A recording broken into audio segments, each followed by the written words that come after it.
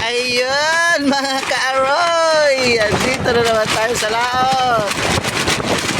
Maingay ang hangin, sumisipol.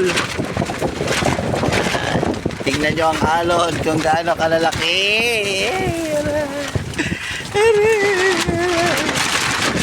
Ayan. Dahil walang pasok bukas, sumama na naman para magpahilo dito. Ayan ang alon.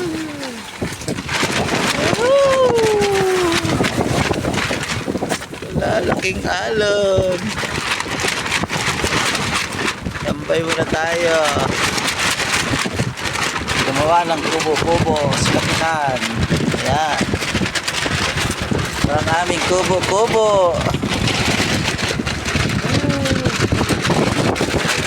Oh, nakikita nyo yung dilim na yun.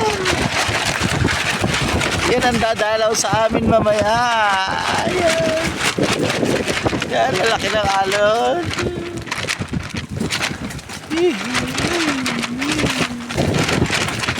Yeah.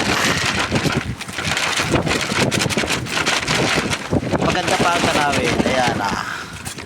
Nakikita pa ang bundok. Mamaya wala na yan. Nasa paligid. At itatago na rin ang cellphone. Maliwanag pa sa amin. Dito. Ayan ang madilim.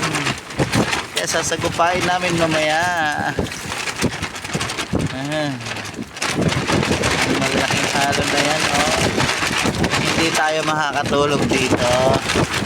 Si Kapitan Divin lang ang makakatulog. Yaw!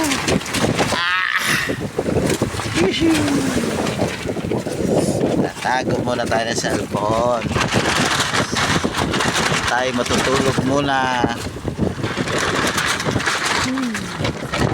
Sa